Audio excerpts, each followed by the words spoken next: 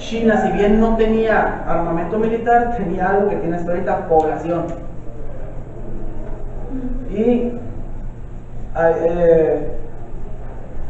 más de 100,000 personas, más de 100,000 voluntarios, decía China, del ejército chino, empiezan a cruzar el río Yalu en favor de Corea del Norte. Eso es lo que no contaba Estados Unidos. Estados Unidos va a tener, pues, hablamos también de estos grandes aparatos de inteligencia de Estados Unidos, pero en realidad no le van a servir para nada, porque los chinos entran en Navidad. Los estadounidenses pensaban que China no iba a intervenir y que nunca se iba a meter en una guerra, porque Estados Unidos tenía este concepto de que todo el mundo le tenía miedo a las bombas atómicas. En realidad, para este momento, y siempre nos dicen, ahorita cuando miramos el video, había el peligro del ataque de las bombas atómicas. A nadie importaban las bombas atómicas. Sabían que estaban ahí, sabían que podían pasar y que era muy peligroso, y que si Estados Unidos se molestaba las iba a tirar, y que si Rusia se molestaba las iba a tirar, y aún así se molestaban entre ellos. Estaban esperando la excusa perfecta, por decirlo. Entonces China decide entrar a la guerra. Ahí están, si se fijan, ahí están las fechas: del 26 de octubre de 1950 a 1951. China decide entrar a la guerra con un millar, miles y miles y miles y miles y miles de soldados. Empiezan a entrar olas enteras de población china. Aquí vamos a hacer un poquito discriminativos. Los estadounidenses no podían diferenciar entre un coreano y un chino. Entonces China pues tampoco nosotros. Ajá. Corea del Norte decía: no, todos los coreanos. Los vengo empujando desde el año pasado hasta el río Yalu, y le estoy diciendo que ahora salieron. ¿Dónde los tenían? Entonces Estados Unidos, MacArthur dice: ¿sabes qué? Pues ya se acabó, ya vamos a bombardear China. Entonces viene el segundo roce con el presidente. El presidente dice: momento, no, tú no puedes bombardear China. No, y dice MacArthur: no, ¿por qué no puedo bombardear China si la China que es la real es la de Taiwán? Entonces a MacArthur se empiezan a tener este roce con el gobierno desde su propia metrópoli, y lo mandan llamar. Entonces lo regresan a Estados Unidos. Lo tienes que regresar y nombran otros comandantes. Entonces también lo que pasa es que aunque entra este mar de gente, ya empieza a quedar la frontera como la tenemos ahorita. Ni los chinos con su gran población, y los coreanos y con tecnología rusa pueden aventar a los estadounidenses hasta una posición anterior a la que tenían cuando empezó la guerra de Corea, que es que los tenían cercados en el puerto de Pusan, así como Estados Unidos no puede atravesar con toda la presión que ya tiene política más allá del paralelo 38. Lo que pasaba es que Estados Unidos empiezan a hacerle algunos cuestionamientos a Estados Unidos en torno a la guerra, ¿no? ¿Por qué se mete? ¿Qué está haciendo? Y empieza aquí todavía en la guerra de Corea no está bien dibujado lo que es la Guerra Fría, ¿no? Entonces muchos lo miran también como este es el parteaguas, ¿no? En realidad, de aquí se define cómo se van a empezar a tratar políticamente Estados Unidos y la URSS. Lo que pasa es que Estados Unidos y la URSS empiezan a negociar ellos para ver cómo van a solucionar la guerra de Corea, pero sin Kim Jong y sin el otro presidente, sin Sigma. Ahorita que mencionabas la participación de MacArthur, se podría especular que entonces MacArthur traía más trabajados los hilos, la información, la estrategia, y vamos a decirlo así, pudo haber evitado una guerra tan larga, o sea, de más tiempo, o evitado en sí la guerra. Pudo haber evitado la guerra, pero tenía los medios para evitar la guerra y para tener el control, pero él era un militar. Ya tenemos esta concepción de los militares estadounidenses. Ellos llegaban y no querían hacer como los gobiernos, como gobiernos o juntas militares. Ellos querían que todo fuera democrático, entonces llegaban a un lugar y nombraban: vas a ser presidente, y hacían las elecciones, querían formar partidos, pero también lo que pasaba es que MacArthur se había convertido en un virrey. Si bien antes en la Segunda Guerra Mundial y posterior, todavía un poco después, antes de la guerra, era muy buen militar, ya para este momento ya estaba, por así decirlo, como decimos coloquialmente nosotros, deschavetado, porque hasta propone aventar 50, 60 bombas nucleares en ese pedacito de península. Entonces se da la propuesta, se da la propuesta, empiezan las negociaciones, ¿sabes qué? Pues vamos a aniquilar todo eso. Y el gobierno de Truman estaba a punto de terminar y estaba en la precampaña de Eisenhower. Y entonces ahora sí se empiezan a asustar todos por las bombas nucleares, porque Eisenhower es proclive a esa propuesta, ¿no? Entonces, antes de que se acabe la guerra, mandan llamar a MacArthur a Estados Unidos, lo destituyen, nombran un nuevo general, y con la destitución de MacArthur prácticamente se acaba la guerra de Corea. Porque si bien, como dijo Miguel ahorita, era una persona que podía él acabar con la guerra, su forma de acabar con la guerra no era convencional, ¿no? Él tenía que ganar porque Estados Unidos era invencible. Entonces, cuando lo retiran y lo llevan a Estados Unidos, se acaba la guerra. Entran en negociaciones y la guerra de Corea sigue hasta el momento como la conocemos ahora. El paralelo 38 queda dividido por la mitad y queda una parte gobernada por Corea del Sur y otra parte gobernada por Corea del Norte, con presencia militar de Estados Unidos en la zona desmilitarizada. Y hasta el día de hoy sigue así. La guerra de Corea no terminó, pero es un parteaguas en la historia de la Guerra Fría, porque es el primer lugar donde Estados Unidos y Rusia se miran las caras y donde definen cómo va a ser la mecánica. De ahora en adelante dicen, vamos a jugar así. ¿Sabes qué? Si yo gano donde sea la intervención, queda gobierno comunista. Si tú ganas, queda gobierno capitalista. Y ya no me meto, no, tú ganaste. Y empieza esta cuestión de te lo desestabilizo políticamente. O sea, el proceso también empieza la mecánica de las guerras van cambiando un poco de las guerras físicas a las guerras ideológicas. Ya miramos la carrera espacial, las guerras económicas, la propaganda. Y aquí les puse otro diagrama, ¿no? Lo que pasaba era que Estados Unidos, cuando fue la guerra de Corea, se llevó las armas viejas que le sobraron de la Segunda Guerra Mundial. También, como les comenté, va en un principio a la guerra de Corea, lo derrotan y luego ya decidir unos armamentos futuristas, ¿no? Lo que pasa es que la URSS nunca deja de innovar militarmente. Si bien está más atrasada tecnológicamente que Estados Unidos, siempre podemos decir que está un paso atrás tecnológicamente o militarmente, pero siempre está en constante avance. En Estados Unidos no, lo derrotan, mejoran, lo derrotan, mejoran, y Rusia no. Entonces aquí miramos una capacidad, un diagrama sobre las dimensiones que tenían los tanques, ¿no? Y las autonomías. El gran héroe de la guerra de Corea es este tanque de arriba, el T-34. Estados Unidos no se esperaba que un tanque con esas especificaciones. Estados Unidos empieza a darse cuenta de que ni la URSS está tan atrasada tecnológicamente como dice, ni China es tan dejado como él piensa, ni va a ganar todas las guerras, ¿no? Estados Unidos empieza a sentir que se está cayendo del pedestal.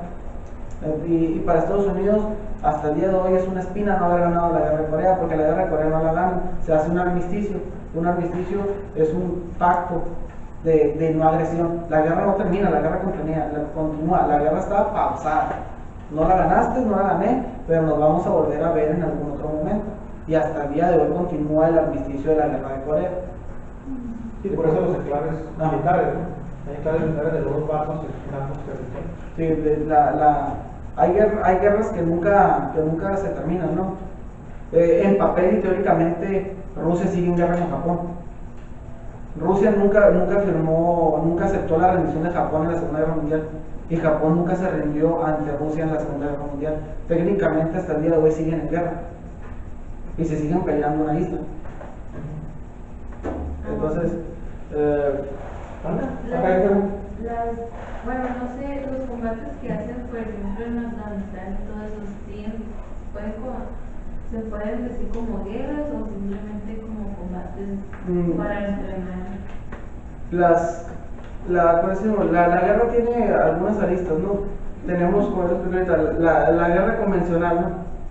Donde dos ejércitos se encuentran en el campo de batalla y por eso prácticamente no parten una hora, un lugar, un momento, se encuentran y el que derrota al otro gana, ¿no? Lo que pasa en Afganistán, en América del Sur, en Vietnam, porque aquí todavía no se mira eso. Pasa, pero no lo alcanza a dimensionar tanto Estados Unidos. Cuando un país pequeño no puede ganar una guerra, empieza a usar una táctica que se llama la guerrilla. Empieza a dividir sus fuerzas en pequeñas unidades que, si bien saben que no van a ganar la guerra, están hechas para desgastar al enemigo. Lo que pasa en Afganistán, que fue la guerra más sonada, ¿no? Rusia se peleó contra Afganistán, ¿no? Y todos sabemos que Rusia es un aparato militar grandísimo. El fracaso de Rusia es perder la guerra de Afganistán, y prácticamente eso va a llevar después, unos años después, a que se desintegre la URSS, ¿no? Le cuesta mucho esa guerra. Lo que pasaba era que el ejército afgano, en este caso, se había dividido en pequeñas guerrillas. También el caso de Afganistán es un caso muy especial de explicar, porque en Afganistán es una tierra donde no estaba consolidado un gobierno propio afgano, donde Afganistán estaba dividido en varias pequeñas tribus ancestrales que siempre habían sido dueñas del territorio, y tenían ellos ya vamos a ver, ya lo conocemos algunos términos por el terrorismo. Existían esta figura de los guerreros mujahidín. Los guerreros mujahidín iban a la yihad es la guerra santa. Entonces, cuando Rusia declara la guerra a Afganistán declara una yihad, que es, podemos decir, un punto muy propio del territorio y de la guerra de Afganistán. Entonces, proclama una yihad, que es una guerra santa, que lo podríamos traducir nosotros como es una cruzada árabe contra Rusia. Entonces, todos los pueblos donde estén árabes van y pelean, donde estén personas afines al Islam van y pelean en la guerra, y si bien no van a ganar la guerra, tampoco la va a ganar Rusia, ¿no? Entonces empiezan a hacerse estas pequeñas células de desgaste para poder hacer la guerra más extensa. Pero ¿a quién le conviene esa guerra de desgaste? ¿A quién le conviene? A Estados Unidos. Recordemos que una guerra de desgaste también se traduce en producción de armas, en logística, en propaganda, en influencia comercio, los políticos. Y ahorita, para terminar el caso concreto de Afganistán, todo es como un engranaje. Mira, vamos a ver la historia militar o la historia política como un engranaje, y cada vez que tú giras este engranaje, el otro da vueltas. ¿Quién queda deudor de la guerra de Afganistán? Los árabes. ¿Quién surge de la guerra de Afganistán? Surge una figura que todos conocemos, el héroe de la guerra de Afganistán, por así decirlo, ideológicamente es Osama Bin Laden. Entonces, recordemos que Osama Bin Laden es uno de los que va a llevar una de las, todavía no es la secta ni la guerrilla, ¿no? Una de las cédulas pro Estados Unidos que llevan a vencer a la URSS en la guerra de Afganistán. Lo que pasa es que Estados Unidos, siendo Estados Unidos, no cumple lo que promete. Cuando llega Estados Unidos, miremos la película, vamos a meternos un poco en el texto cultural, ¿no? Para que todos estén en contexto. ¿Han visto Rambo 3 cuando va al desierto? Eso pasa. Va a Estados Unidos al desierto y le promete a los guerreros mujahidines que les va a dar armas, tanques, entrenamiento, logística, les va a decir las debilidades del ejército ruso, y no quiere nada, nomás que lo dejen estar, que lo dejen acabar con la URSS. El problema es que lo dejan acabar con la URSS, pero Estados Unidos nunca se va de Afganistán. Y entonces eso es lo que Osama Bin Laden empieza a decir: ¿cuándo te vas? ¿Cuándo te vas? ¿Cuándo te vas? Hasta que Estados Unidos dice: no me voy. Y empiezan esas guerras. Y empieza el Islam moderno que nosotros conocemos como el terrorismo, las células, las torres. Recordemos que la guerra de Afganistán termina en los 80, pero que la URSS cae hasta el 91, y por ahí del 2001 son las ataques a las Torres Gemelas. Pero que si lo miramos como un proceso histórico, son 10, 20 años que no es nada en la historia. Entonces, los afganos se cansaron de decirle a Estados Unidos: salte de mi territorio. Y los árabes hicieron lo mejor que saben: si tú invades mi territorio, yo proclamo una yihad. Y una guerra de guerrillas, que es un desgaste ya no son guerrillas para salte de mi territorio, es cuestiones de orgullo también. Ajá. Se volvió una guerra ideológica. La guerra va cambiando y va creciendo, ¿no? Entonces, este es podemos decir, el fin de la guerra de Corea, ¿no? Dice: al fin del 10 de julio de 1953 se llegó a un acuerdo, se firmó el tratado de armisticio a las 10 horas del 27 de julio y entró en vigor al mediodía del 28. Y el párrafo importante es el que sigue. Corea fue un escenario preparado por la Unión Soviética para un ensayo general de la confrontación bipolar de la Guerra Fría, pretendiendo conocer la capacidad de respuesta de Occidente para saber a qué atenerse. Esa es la palabra básica aquí, atenerse. Lo que Kim Il-sung nunca se dio cuenta en vida es que siempre fue un títere de Rusia, ¿no? De URSS, de la URSS hasta ahorita, hasta este momento. Y lo que Estados Unidos no se dio cuenta, que él quedó, por decirlo, quedó dolido de que no ganó la guerra, pero quedó contento de que tampoco la quedó el otro bando. Lo que nunca se dio cuenta es de que todo lo que los rusos hacían en Corea del Norte era tantear al enemigo. Vieron hasta dónde era la capacidad de respuesta de Estados Unidos, qué era lo que podía hacer Estados Unidos y qué creen. Rusia cumplió todas sus expectativas, Estados Unidos no traía nada. O sea, podían ganar la guerra. Por eso empieza la Guerra Fría, porque en la guerra de Corea, la URSS y el bloque comunista se dan cuenta de que sí hay la posibilidad de ganar la guerra, o sea, a largo plazo de las ideologías, porque ni tiró las bombas atómicas, ni atacó con lo que quería, ni dejaron hacer a sus comandantes lo que deseaban. Estados Unidos se dieron cuenta que estaba supeditado al Congreso, al presidente, y de que si bien no era como Stalin, que él daba una orden y se cumplía, para dar una orden dentro de Estados Unidos se tardaba bastante tiempo. Entonces midieron todo esto y lo transportaron después de la Guerra de Corea. Fue el escenario base, y transportaron esto que consiguieron aquí, estas ideas que consiguieron en la Guerra de Corea sobre cómo frenar a Estados Unidos, cómo parar al Occidente, la respuesta de las ya formadas Naciones Unidas, y se dieron cuenta de que podían hacerlo, ¿no? Las Naciones Unidas todavía hasta este momento, y yo creo que casi hasta los años 70, son prácticamente un títere, no funcionan para nada, y la URSS era un ganador de la Segunda Guerra Mundial y tenía uno de los asientos claves en las Naciones Unidas y podía vetar cualquiera de las resoluciones. Aquí en este enfrentamiento es donde la URSS se da cuenta de que su movimiento tiene viabilidad de poder ganar. Y lo va a llevar a enfrentarlos en la carrera espacial, y en la carrera ideológica, tecnológica, lo va a llevar hasta inclusive tratar de llevar misiles a Cuba para apuntarlos directamente a Washington, y va a mover todo el escenario político, ¿no? Esta guerra, este empate en una guerra va a generar todo el posterior escenario de lo que es la Guerra Fría. Lamentablemente, pues, de la Guerra de Corea, pues no hay muchas imágenes, ¿no? Es 1950, 1953, es un periodo, es un periodo y un territorio donde no hay mucha tecnología y no tenemos muchas fotos o muchas imágenes, aparte que, como les dije, aquí todavía es una guerra convencional, y la guerra de Corea es una guerra todavía del secretismo, ¿no? Muchas de las cosas que yo les estoy diciendo y contando se supieron hasta los años 90, hasta los años 80, hasta los años 70. Ya pasados 30, 20 años de la guerra, porque es una guerra convencional donde el secreto de Estado permea de ambos lados, ¿no? Después, ahorita, ese fue el final de la Guerra de Corea. Al final vamos a hacer una pequeña mecánica y les voy a dar un material, y a lo mejor si faltó información que yo les complementara de la guerra, la van a poder complementar con un material que yo traigo. Todo esto es para explicarles podríamos darnos toda una clase de 3 horas, o podemos durar todo un día hablando sobre todas las aristas que tiene la Guerra de Corea, pero para yo poder darles el tiempo necesario, les voy a dar un breve esbozo de lo que son todas las guerras. Y ahorita que eso es lo importante del curso, ¿no?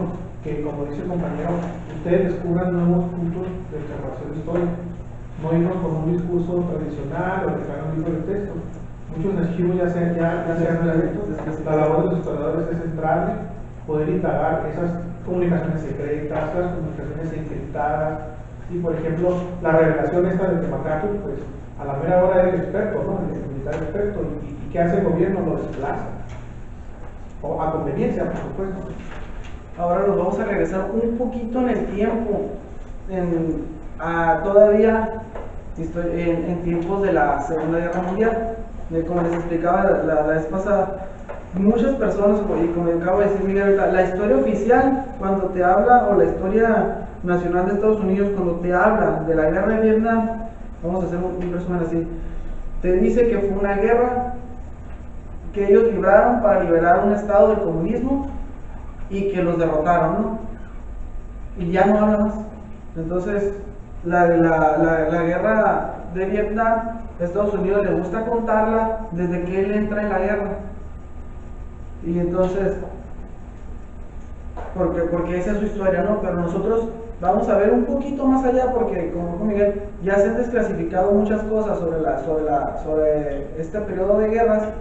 Y entonces nosotros vamos a regresar a tiempos de la Segunda Guerra Mundial y vamos a contextualizar un poco. Vamos a ver una guerra también cortita, bueno, cortita hablando en años, ¿no? Porque para los combatientes nunca una guerra es corta, que es la guerra, se le llama la guerra de Indochina. Ahorita les voy a poner un mapa. Esto es Indochina, primero les voy a contextualizar. Indochina, allá está China, para ese lado salía el mapa, salía Japón, y esto es actual Tailandia, pero en ese tiempo era Siam. Y todos esos estados que pasan ahí se llaman Indochina. Eran gobernados por Francia. Pues Laos, Tonkin, Anán, Camboya y Cochinchina. Lo que pasaba era que Tonkin, Anán y Cochinchina hace muchos años, ya todavía sería regresando más en el tiempo, pero más para mencionarlo, formaban el reino de Vietnam. Vietnam es una denominación como ancestral de su territorio, como nosotros aquí en México, mexicas, ¿no? Entonces, ellos eran anteriormente el reino de Vietnam, pero cuando Francia llega a este territorio, lo que es el reino de Vietnam lo divide. Entonces, todos estos son pequeños reinos y protectorados, todos bajo dominio francés, con la denominación de Indochina. Lo que pasa es que en algún momento pues Francia entra en la Segunda Guerra Mundial. Entonces pues esto está hasta el otro lado del mundo y la metrópoli francesa está luchando con la Alemania nazi. ¿Y qué es lo que pasa en esos territorios? Es lo que vamos a ver, porque pues esta disputa que comienza aquí en la Segunda Guerra Mundial es una batalla hasta la guerra de Vietnam. Estados Unidos les gusta contar la historia desde que entra la guerra. La guerra de Vietnam para Estados Unidos dura 11 años, para Francia dura alrededor de 9 años y para Vietnam dura 20 años. ¿Por qué? Porque cuenta los años de pelea contra Francia y contra Estados Unidos. Lo que pasa es que nosotros, por así decirlo, voy a tratar de una concepción del... ellos ganaron, ¿no? En la historia es la visión de los vencidos, pero ahora vamos a ver la visión de los ganadores, ¿no? Porque ellos ganan la guerra, pero nadie les pregunta cómo ganaron la guerra. Nadie les dice cómo ganaron la guerra, ni cuál fue el proceso que siguió la guerra, ¿no? Porque para ellos era Indochina. Era Indochina teóricamente, ¿no? Y Francia miraba protectorados y miraba otros territorios que no eran como correspondía, ya lo habían dicho, socialmente. Aquí sí se va a ver más el ámbito social de la guerra, de las personas, porque esta guerra es un revoltijo. Estas guerras son unos entramados muy fuertes. Entonces, para que se contextualizan, ¿no? Son los territorios, y lo dice, los breves antecedentes. El primer párrafo es el principal, ¿no? Indochina era la parte más rica del imperio colonial francés. Si a Francia le importaba algún territorio, era la Indochina. De ahí sacaba arroz, sacaba caucho, sacaba minerales. Ya lo demás es lo que les expliqué. Había un gobernador general, 5 territorios, una colonia, una semicolonia y 3 protectorados. Francia era un país muy particular. Él pensaba, Francia como Estado, la Cuarta República Francesa, pensaba que todas sus colonias amaban a Francia y pensaba que todo el mundo quería ser francés y pensaba que las reglas francesas eran las mejores, ¿no? Y si él sí miraba, por así decirlo, un habitante nativo de la colonia, le decía, es pro francés, nos quiere mucho, a pesar de lo que decía. Y decía que que su territorio nada pasaba, ¿no? Que podrían estar bajo el yugo económico o al borde de la crisis social, pero eran pro-franceses, ¿no? Y nunca se les iban a voltear. Aquí ya va a entrar esta figura muy emblemática de esta guerra, que es Ho Chi Minh. Ho Chi Minh estaba antes de la guerra, ya era un revolucionario, ¿no? En su país lo conocían como el tío Ho. Ahorita vamos a ver una foto de él. Era un viejito, así al estilo Kim Il-sung, nomás que diferente joven, pasaba por todos lados del pueblo, daba consejos, estaba acercado a las ideologías comunistas, era filósofo, era poeta, ¿cierto? Y todo el mundo quería al tío Jo, ¿no? Pues también vamos a ver que el tío Jo tenía su contraparte. Estados Unidos, a Francia la derrota muy rápido en la guerra, y entonces Francia empieza a vivir un temor de que se empiece a invadir la Indochina. La Indochina la invade Japón en 1945, cuando entra, por así decirlo, Japón. Nosotros decimos también, como hace rato lo dije, los aliados. El eje tampoco era tan unido como nos dicen, ¿no? Japón no estaba en guerra con Francia, estaba en guerra con Inglaterra, pero no con Francia. No estaba en guerra con Rusia. Entonces, por eso, ahora cuando miramos la guerra mundial, uno dice, es que ¿cómo Japón pudo invadir todo el Pacífico? Pues fácil, no estaba peleado con Francia, no estaba peleado con algunas potencias, estaba peleado con Inglaterra, pero no estaba peleado con las demás potencias, no estaba peleado con Rusia, ya tenía invadido China. Entonces, lo que pasa aquí en albores de la Segunda Guerra Mundial es que Japón pierde la guerra. Japón en algún momento, cuando Alemania vence a Francia, como lo dice el primer párrafo, la Indochina es la parte más rica, que me equivoqué, la parte más rica del imperio colonial francés. Japón lo quiere. Tiene arroz, tiene caucho, tiene muchas cosas que necesita, y en algún momento decide invadirlo, y como Francia había sido derrotado en la guerra, y los alemanes le habían impuesto un gobierno que todos conocen como la Francia de Vichy, por donde estaba su capital, decide permitir la entrada de los japoneses. Entonces, en Indochina, de pasar de un gobierno francés, pasan a un gobierno japonés. Los franceses les digo, esta idea de que en Indochina todo el mundo los quería, pero en realidad nadie los quería en Indochina, ¿no? Los consideraban tiranos. Y cuando llegaron los japoneses, pues los consideraron más tiranos todavía, ¿no? Estaban en guerra, estaban en crisis, y ya estaban a punto de tirarles una bomba atómica, ¿no? Entonces lo que pasa, aquí tenemos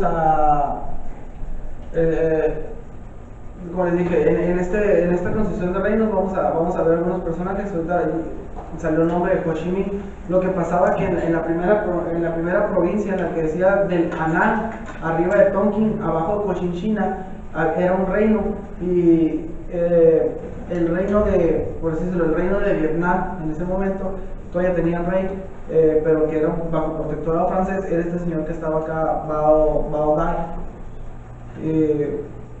Tenía, como decirlo, un presidente que creo que es Nguyen Diem. Entonces lo que pasaba era que todavía estaba más dividida en la sociedad vietnamita, porque aparte eran antifrancés, eran antijaponés, y estaban divididos entre la ideología comunista y ahora sí, la ideología nacionalista del imperio, ¿no? Porque tenían emperador. Lo que va a pasar es que Francia respeta estos reinos, pero son reinos títeres, ¿no? En Camboya y en Laos va a haber rey. Y lo que pasaba es que muchos decían que debía ser una Vietnam unida, toda completa, y Francia decía, no, pues es que Cochinchina es más rica que el reino de Vietnam, y le decían al rey Bao Dai, tú quédate gobernando Vietnam y déjame administrar Cochinchina, que es donde estaba todo el arroz que salía. En algún momento llegó que salía el 70% del arroz francés de ahí. Imagínense el valor de una provincia que hace eso. Entonces no la puedes dejar, o sea, sale el 70% de un grano básico para tu población. Y sustituirlo, ¿dónde lo vas a sustituir? Tendrías que declarar la guerra a otro país. Entonces empiezan a aparecer estas pequeñas figuras. Ahorita vamos a el más respetable es el de la orilla, el sentado, el que está sentado en el trono es Bao Dai. Bao Dai va a pelear las dos guerras. Va a pelear la guerra pues la batalla de la guerra de Indochina y va a pelear en la guerra de Vietnam, por así lo pelear, ¿no? Porque es un títere. Lo van a estar moviendo a su antojo gobiernos y estados y todo, pero o sea, entonces la guerra comienza igual que la guerra de Corea. Resulta que cuando le tiran las bombas atómicas a Japón, pasa algo impensable, por así decirlo, en este momento para las potencias. Ho Chi Minh, el dirigente ese que le digo muy viejito, de barba, más adelante van a salir fotos de él, hace algo impensable, subleva el país. Tiran la bomba atómica, se rinde Japón, y antes de que lleguen como en Corea, rusos por un lado y gringos por el otro a dividirla, se encuentra con que Ho Chi Minh libera Vietnam. O sea, se forma un gobierno, se forma un ejército propio de Vietnam y expulsan, por así decirlo, a los japoneses. Entonces, cuando llegan todos los demás, se dan cuenta que ya no puedes aplicar la mecánica ni la regla de te voy a liberar y voy a poner un ejército, un país títere, porque Ho Chi Minh ya lo liberó. Entonces, se empiezan a meter igual que en Corea, ¿sabes qué? Se empiezan a meter, pero aquí se meten primero que nada los ingleses por un lado, en vez de los estadounidenses, y por el otro lado entra la China continental. Hasta este momento también en China no está la China comunista, les digo, en este momento es a finales de 1945 y todavía está la guerra civil, y cuando se acaba la Segunda Guerra Mundial, a diferencia de lo que muchos de nosotros pensamos, es de que se empieza a formar esta China comunista, no, la China nacionalista de Chiang Kai-shek es la que va ganando.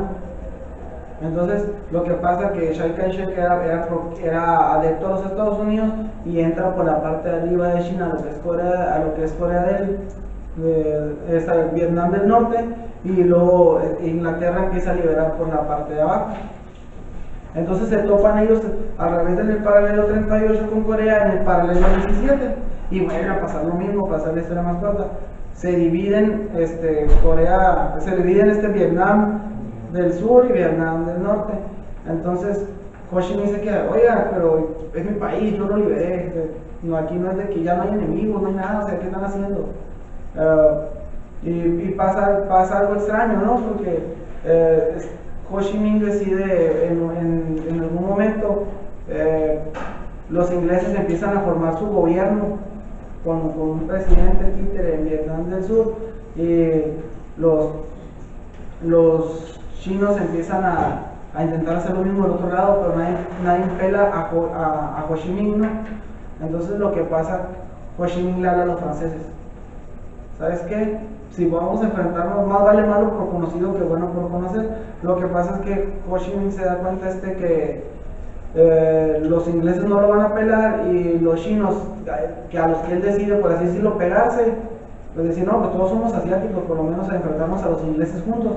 Los chinos empiezan a saquear el territorio, lo dejan prácticamente vacío, lo roban, lo traicionan, no lo toman en cuenta. Entonces lo que pasa con Ho Chi Minh es que decide sentarse a la mesa de negociaciones con Francia, para que Francia regrese a gobernar la Indochina, o por lo menos su territorio, porque después de la Segunda Guerra Mundial empieza esta rapiña, ¿no?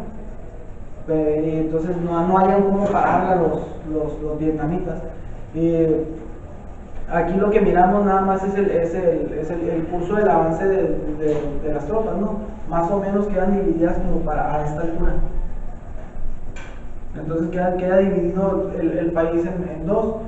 Lo que pasaba es que también aquí Francia se niega a dar muchas concesiones, y lo que hacen los aliados también es algo irreal, ¿no?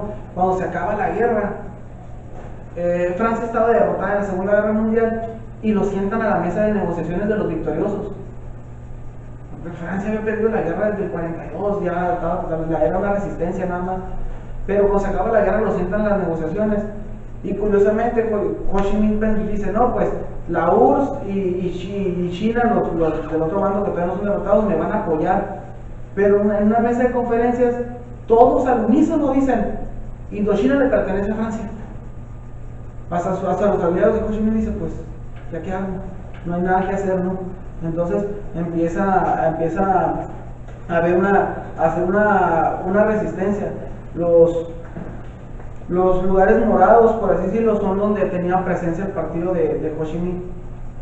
Ho Chi Minh empieza a hacer esta guerra de guerrillas, ¿no? ¿Sabes qué? Voy a hacer un grupo reducido porque no hay nada que hacer. O sea, no me pelan, las potencias no me hacen caso, ya van a volver los franceses, todavía no sacan los japoneses duran mucho tiempo ahí. No han sacado a los japoneses, y una de las cosas también irreales de este periodo es que los ingleses deciden no desarmar a los japoneses, sino usarlos como policía, en vez de repatriarlos. Y todos, ¿qué eran enemigos hasta hace 10 minutos? Entonces empieza una mecánica social que a veces, muchas veces no se mira. El pueblo de Vietnam no quería ser dominado por ningún otro pueblo. Entonces empiezan a formarse unas redes políticas, ¿no? Empiezan ellos a tratar de crear sus propios partidos, a tratar de crear instituciones, pero nada se las respetan. Y es lo que son diapositivas nomás de contextualización, es lo que les expliqué. Una semana después de lanzar la bomba atómica, el Viet Minh atacó en tan solo 7 días, se adueñó de todo el país. O sea, por decirlo, cuando dicen ellos, usan palabras como atacó, controló, destrozó. En realidad, Ho Chi Minh lo único que hizo fue pasearse por todo el Vietnam y decirles ahora son libres, ¿no? Derrotaron a Japón. Y como Japón había derrotado a Francia, pues se acabó el colonialismo francés.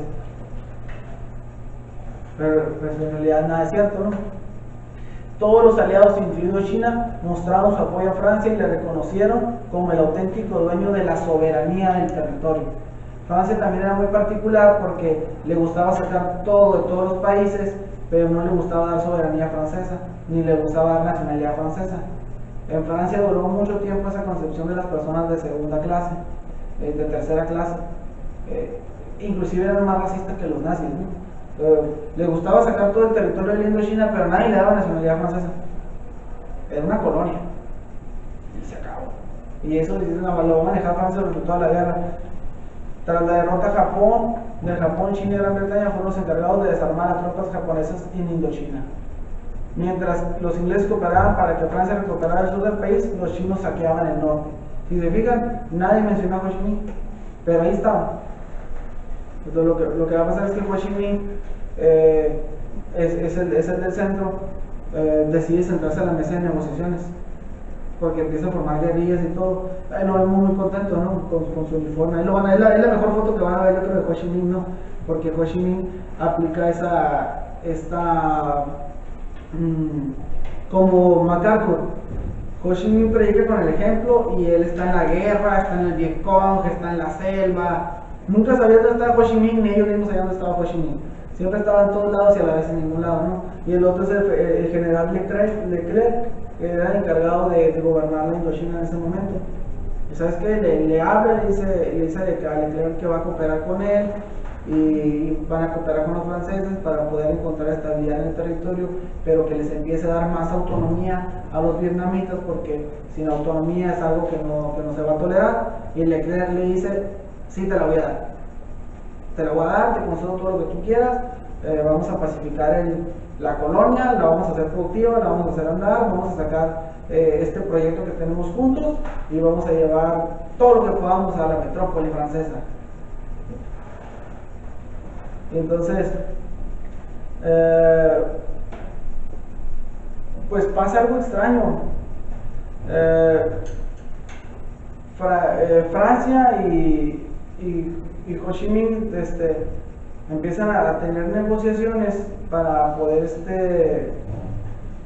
llevar la paz, pero Ho Chi Minh tiene un general que va a ser muy famoso más adelante, el general Giap.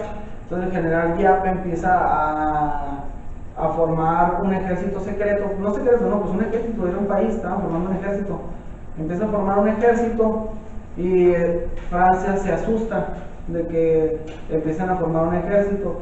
Y de esa reunión de todos felices y muy contentos, Francia decide atacar a Ho Chi Minh por el hecho de que estaba juntando un ejército, aunque era un ejército para cooperar con los franceses. Y entonces Ho Chi Minh decide atacar a Francia también, y así empieza la guerra de Indochina, ¿no? Una guerra que hasta el día de hoy nadie sabe a ciencia cierta cómo es que